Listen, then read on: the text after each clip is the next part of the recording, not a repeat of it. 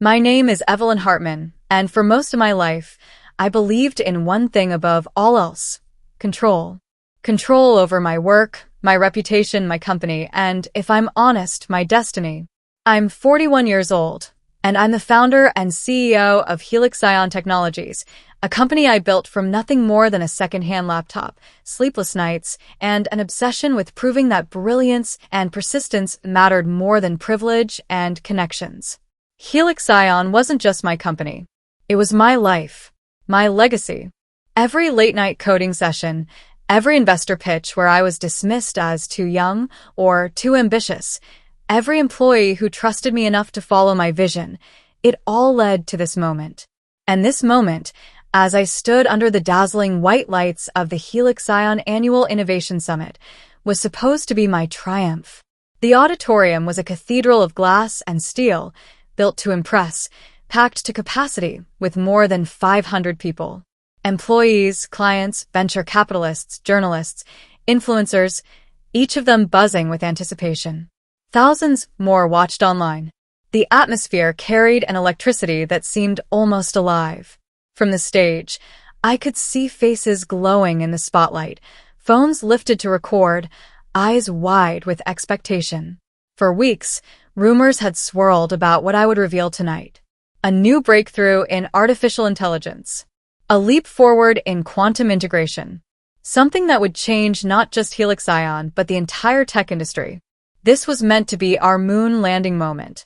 I adjusted the microphone, smoothed the fabric of my navy blazer, and took a breath. Good evening, everyone. I began, my voice steady, practiced. Tonight is about more than innovation. It's about redefining possibility. Applause broke out. I smiled, grateful but determined to keep the momentum. I clicked the remote in my hand, advancing to the first slide of my carefully crafted presentation. But instead of my slide, the massive LED screen behind me flickered, glitched, and then went black. A ripple of confusion moved through the audience. I frowned, glancing toward the tech crew at the side of the stage. Seems we're having a small hiccup, I said lightly, buying time, expecting them to fix it. Then the screen came alive again. But it wasn't my presentation. It was me. Or rather, it looked like me. My face, my voice, projected 10 feet tall for the entire world to see.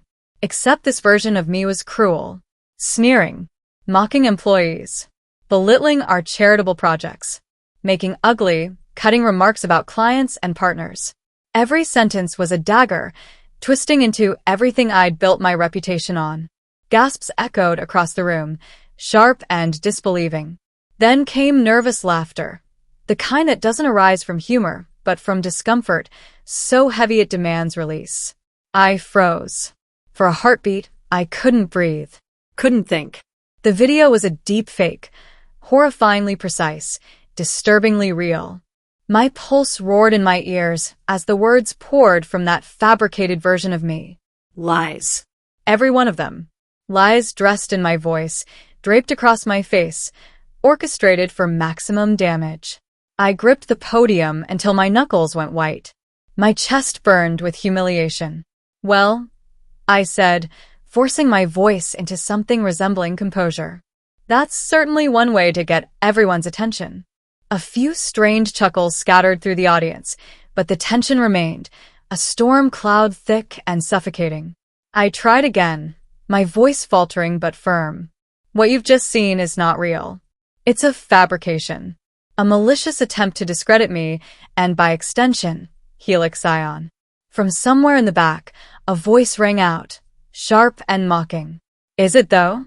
Laughter erupted. This time louder, sharper, more cutting. Phones were raised, recording. I could practically feel the headlines being written in real time. CEO humiliated at her own summit.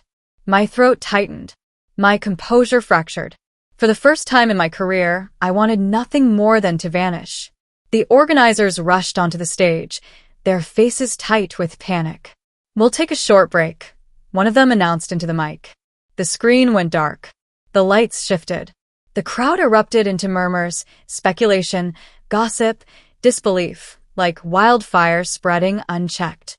I stepped down from the stage, head held high out of sheer defiance, though inside I was collapsing. My heels clicked against the polished floor as I walked off, every gaze in the room searing into my back. Some curious, some sympathetic, many, too many, gleeful.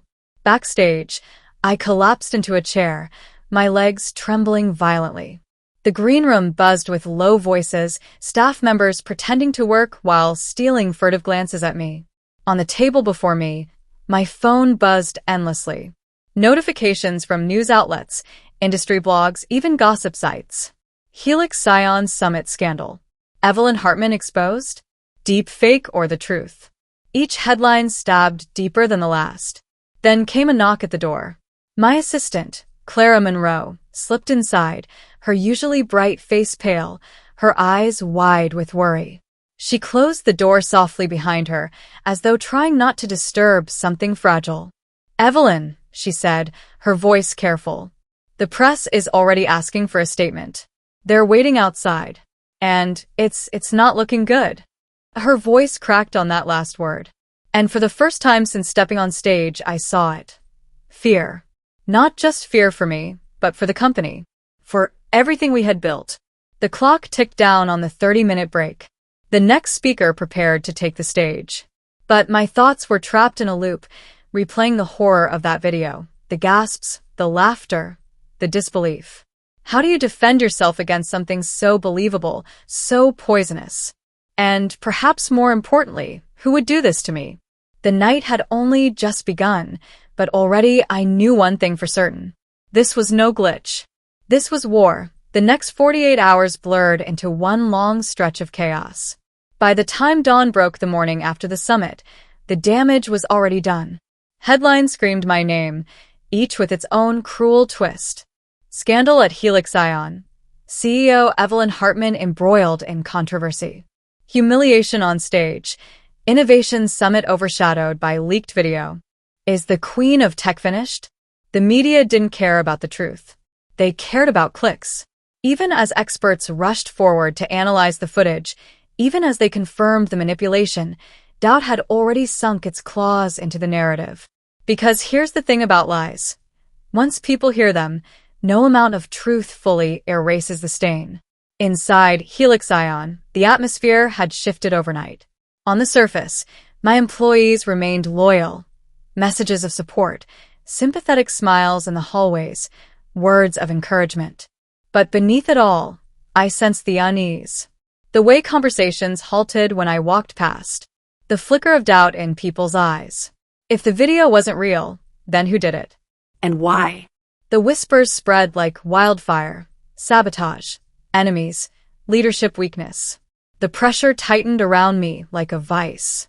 Investors demanded answers. Clients stalled on contracts. Partners wanted reassurance that Helix Scion was still stable. I held my composure in public, but at night, when the office was quiet and the city lights cast fractured shadows across my window, doubt gnawed at me like a hungry wolf. Someone had orchestrated this, and I needed to find out who. 2 names circled in my mind, no matter how much I tried to push them aside. The first was Marcus Vale, CEO of Valion Systems, my fiercest competitor. Marcus had never hidden his disdain for me. At industry conferences, his compliments always carried a serrated edge. Helixion's growth is impressive, Evelyn, though luck often plays a bigger role than people admit. Or, your team must be exhausted trying to keep up with our pace. He thrived on undermining me, dismissing my accomplishments as chance rather than strategy. His company and mine had butted heads for years, competing for government contracts, corporate clients, and media attention. And if I was being honest, Valion had been slipping lately. Investors were restless. Their last 2 product launches had flopped spectacularly. What better way to reclaim dominance than to discredit me?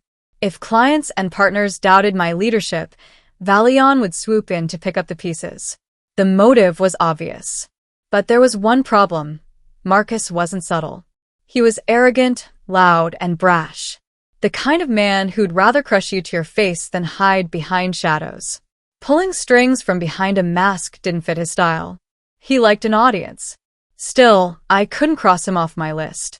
Not yet. The second suspect, Lillian Drake. The other name was harder to admit. Lillian Drake, my former co-founder, my once best friend. Lillian and I had started Helix Ion together in a cramped apartment 10 years ago. She was brilliant, strategic, and ambitious in ways that both inspired and unsettled me.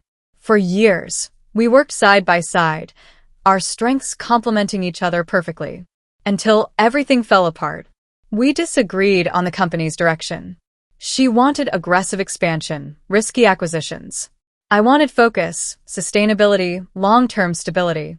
The arguments grew sharper, louder, until finally, the split became inevitable. She left Helix Ion with a settlement and a grudge. We hadn't spoken since, but I'd heard whispers that she was trying to build her own startup, that she resented how Helixion's success had eclipsed her. And if anyone had the brains and the bitterness to pull something like this off, it was Lillian. She was calculated, patient. She understood me better than most, and she knew exactly where to cut deepest. The thought made my stomach churn.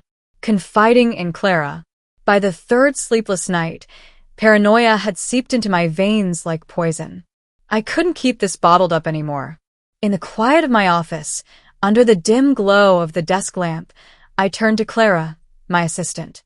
She had been by my side for years, calm, competent, fiercely loyal. If anyone could help me think this through, it was her. She sat across from me, her dark hair pulled back neatly, her notebook open, pen poised. "Clara," I said, leaning forward, my voice low. "I need your thoughts on something. I've narrowed it down to 2 people who could have done this." Her brow furrowed. "I'm listening." "Marcus Vale," I began. "Or Lillian Drake." Clara didn't flinch, but her pen stilled above the paper. "Marcus makes sense. He'd gain the most from this. But this kind of subtle sabotage? That doesn't sound like him. He likes to win loudly." "Exactly," I said. "That's what's bothering me. He's ruthless, but he's not patient. He doesn't hide behind masks." "And Lillian?" Clara asked. I hesitated, my chest tightening. Our fallout was ugly. She walked away angry, resentful. She has the intelligence for it. And the grudge. Clara tilted her head thoughtfully. "Between the 2, Lillian seems more likely. Marcus might want you gone, but Lillian would want you humiliated. This feels personal." Her words echoed the unease already lodged in my gut. Still, instinct wasn't enough. I needed proof. The calls. The next morning, I made a decision. If the answers weren't going to come to me, I'd draw them out myself. I sat at my desk, staring at the 2 names on my contact list. My finger hovered over Marcus's number. He was impulsive, arrogant, easier to rattle. I pressed call. The phone rang 3 times before his voice came through, sharp and impatient. "Hartman, to what do I owe the pleasure?" I forced a casual tone. "I'm sure you've seen the headlines." A low chuckle. "Of course. Hard to miss. That video, brutal. Almost too good to be true." "It is too good to be true," I said flatly. "It's fake. You know that." "Fake or not, perception is reality," Marcus replied smoothly. "And right now, people are questioning you. Can't say I'm surprised." I let silence stretch, then said evenly, "You're well connected. Heard anything unusual?" His laughter stopped abruptly. "Why would I know anything about it? You think I'm behind this?" "I'm just covering all my bases," I shot back. "Well, don't look at me," he snapped. "Unlike some people, I don't need cheap tricks to win. Good luck cleaning up your mess, Hartman." The line went dead. I stared at my phone, my chest tight. His reaction was defensive, arrogant, but not evasive. It felt genuine. I turned to the second name, Lillian Drake. Calling her felt heavier, like opening a door I'd locked years ago. The phone rang twice. Then her voice, cool, sharp, unmistakably hers. "Well, this is a surprise. Evelyn Hartman calling me after all these years. To what do I owe the honor?" "You've seen the video," I said. "Hard to miss. It's everywhere." She paused. "Nasty stuff. But then again, You've made a lot of enemies over the years. Enemies like you?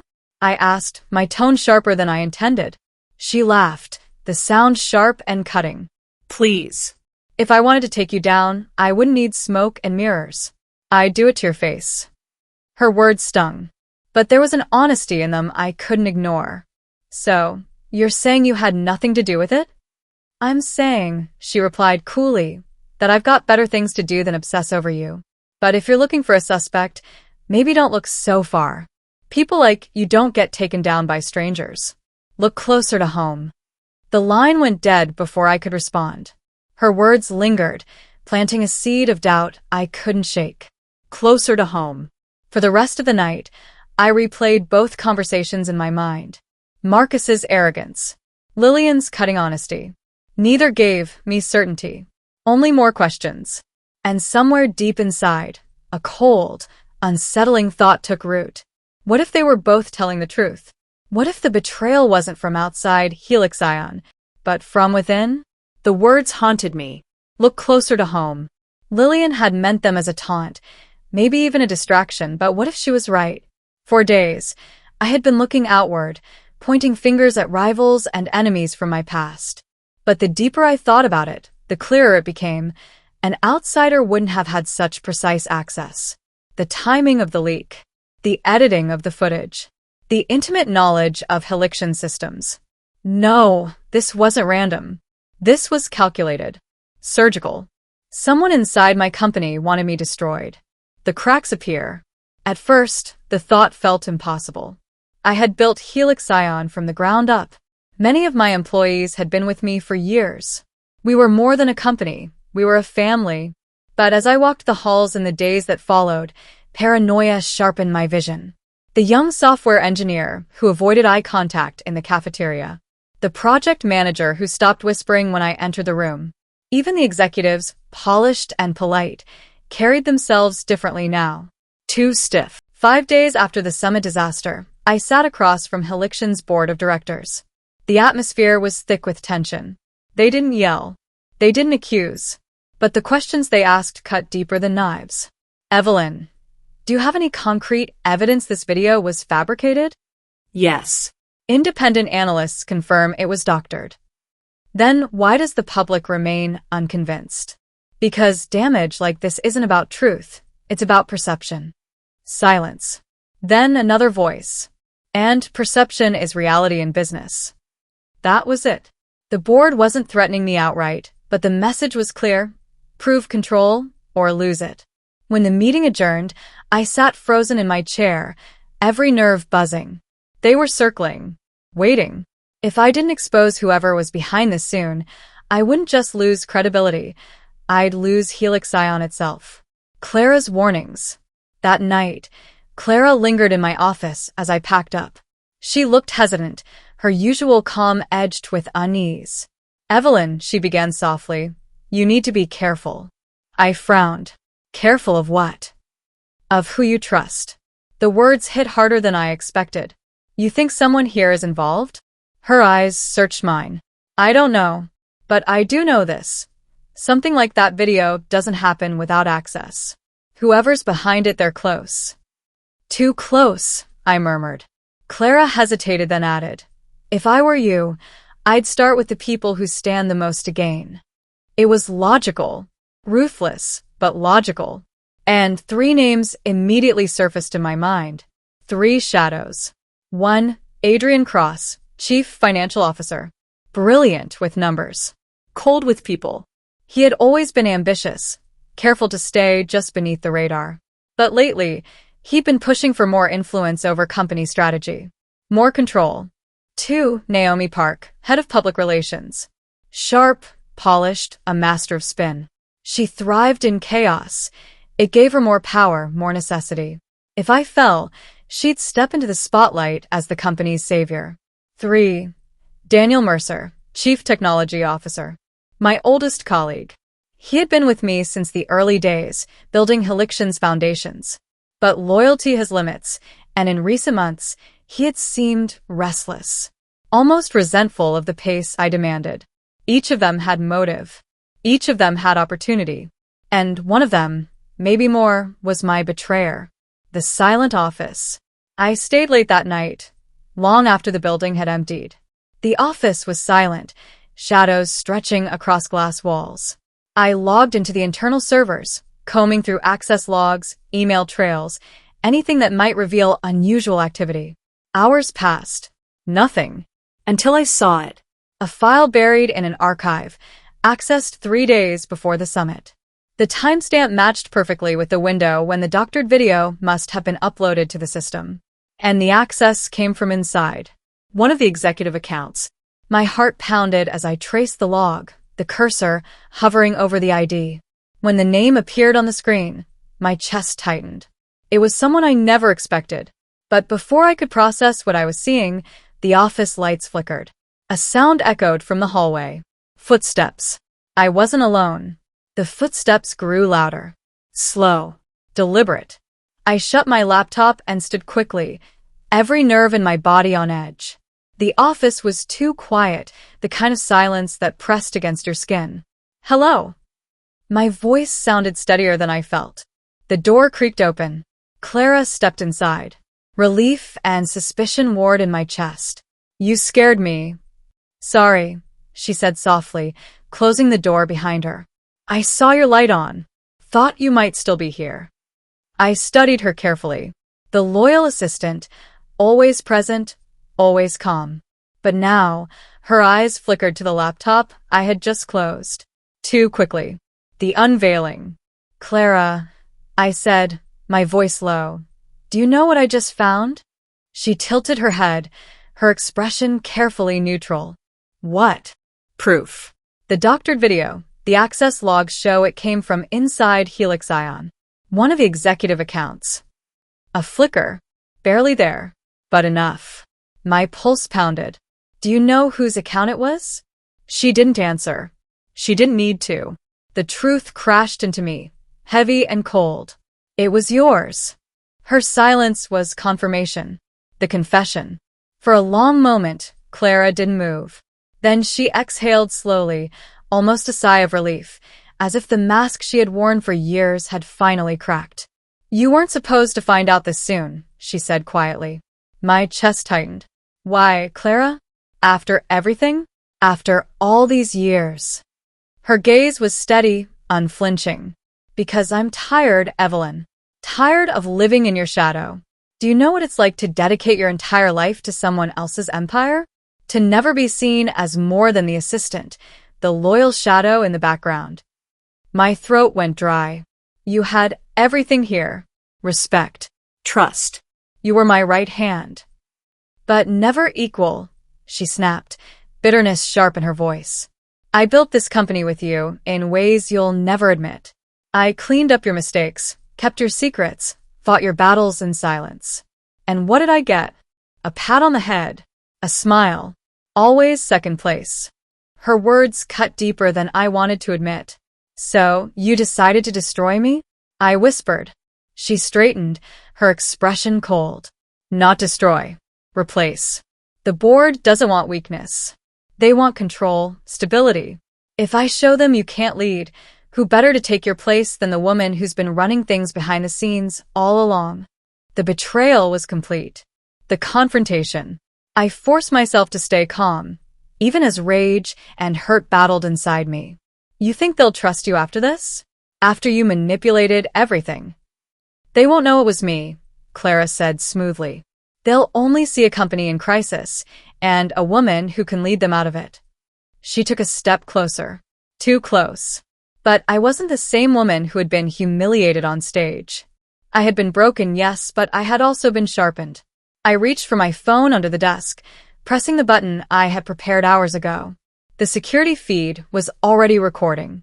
Her voice, her confession, every word was being transmitted directly to the system. Clara's eyes widened as realization dawned. You. The office door burst open. 2 security officers stepped in. Clara's face hardened, the calm mask shattering into fury. You'll regret this, Evelyn. I shook my head, my voice steady at last. No, Clara. I regret trusting you. They led her out, her protests echoing down the hallway. The aftermath. The following days were a blur of damage control. When the truth came out that the scandal had been manufactured by someone inside Helix Ion, the narrative shifted almost overnight. The doctored video was discredited, the smear campaign exposed. The board, once circling like vultures, now rallied behind me. Investors returned. Clients renewed their contracts. But it wasn't victory I felt. Not really. Clara's betrayal lingered, a wound that wouldn't heal quickly. She hadn't been wrong. Not entirely. I had leaned on her, trusted her, but never truly seen her. The realization cut deep. Helix Ion survived. My reputation recovered. The headlines began to call it the sabotage scandal, a test of leadership that I had endured. But late at night, alone in my office, it reminded me that enemies weren't always across the battlefield. Sometimes, they were sitting quietly at your side, waiting for the perfect moment to strike. Epilogue. Months later, at a new product launch, I stood before another crowd. The lights were just as bright, the cameras just as sharp. But this time, my voice didn't waver.